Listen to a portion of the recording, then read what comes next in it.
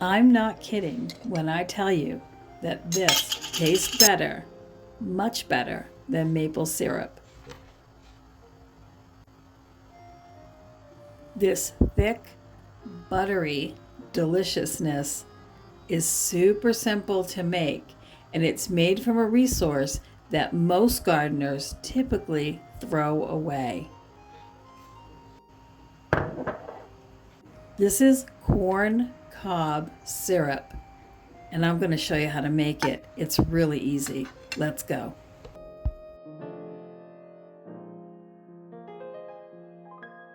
In our household, we don't typically grow corn to have corn in the freezer. We actually grow it because I like to use the corn stalks to decorate for fall. And every year, I end up letting them grow far too long, and the corn is a little bit tough to eat. And this year, it's even tougher than usual. So I won't be eating this as a vegetable, but it will make really good corn cob syrup. So this is how we start. I've picked all the corn. I've cleaned it off. I didn't have any bug problems in this corn. It is very tough, and it is a sweet corn. So I've taken the ears of corn and I boiled them for a while just to soften them because frankly, they were too tough to just cut. If you're starting with softer corn, you can just cut the kernels off right from the beginning. So once they boiled for a while, I did take them out, let them cool, and cut off the kernels and throw all of it back in the pot. I'm looking for this milky yellow liquid that you see here. And once I get that stage and I get a nice rich broth, and this for me took a couple of hours, but you can judge the flavor yourselves. I strained all the corn out, and yes, I did use some of the corn silk too. It has some great health benefits, so I left it in there intentionally. And don't worry, none of this will go to waste. My chickens love when I make corn cob syrup. I'll put all those leftover pieces of corn in the refrigerator once they're cool, and they'll go to my chickens a few times a day for a couple of days as a treat. Now we're going to strain this liquid, so I am going to try to remove as much of this corn and corn cobs as I can just to make it easier. This is a very heavy bottomed cast iron pot, and you do want a heavy bottomed pot because you can burn this. There is a lot of sugar in corn, and just to keep it from burning, I like to use that heavy bottom pot. And you're going to see me strain it into another pot in a minute once I get this all cleaned out.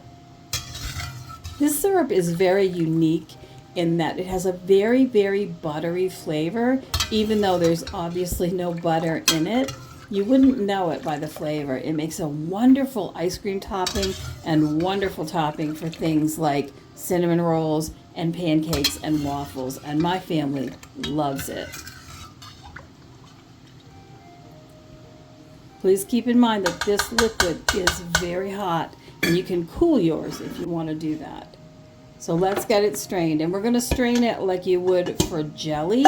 We want it clear if we can. It's okay if it's a little cloudy, but we'll try for clear. So I'm going to use a double layer of cheesecloth, and you'll notice it's a long rectangle of fabric. So I did wet it thoroughly in regular water, clean water. And I'm going to put the shorter end towards me, and I'm just going to kind of fan fold the longer end off the other side of the pot. Now I am doing this for a reason.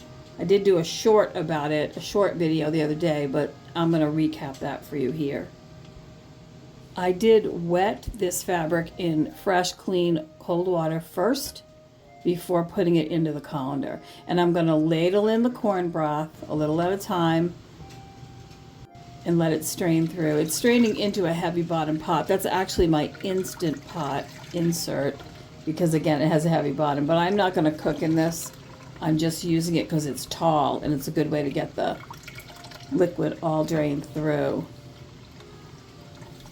Now you know when you're straining something, after a while, some of the sediment kind of gets on the bottom and it makes it slow to drain.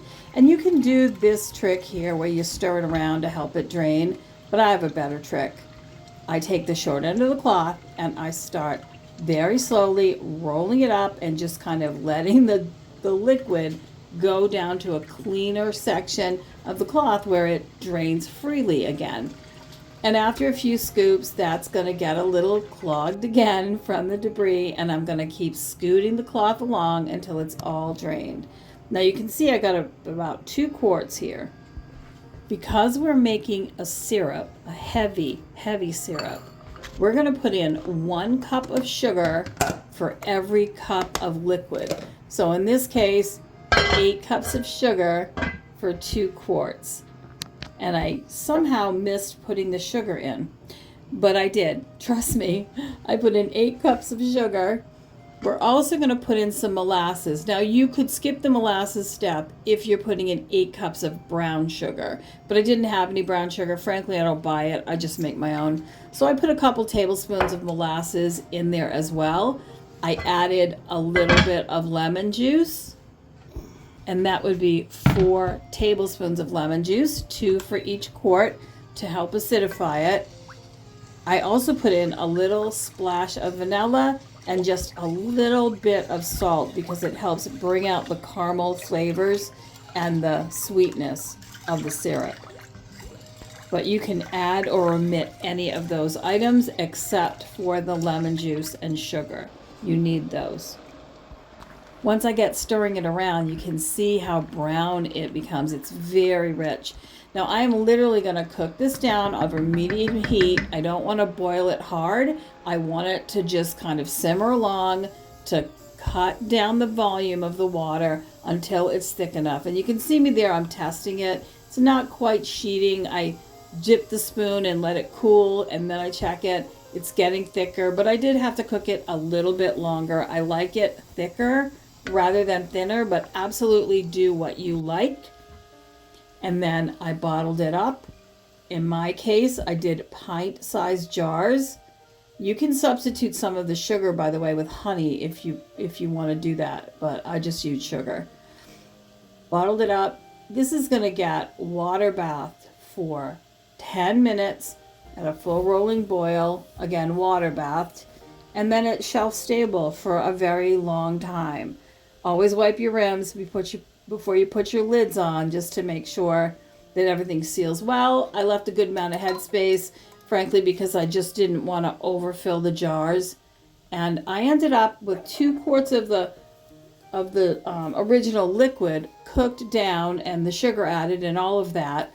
I ended up with six complete pints, which was perfect for my family.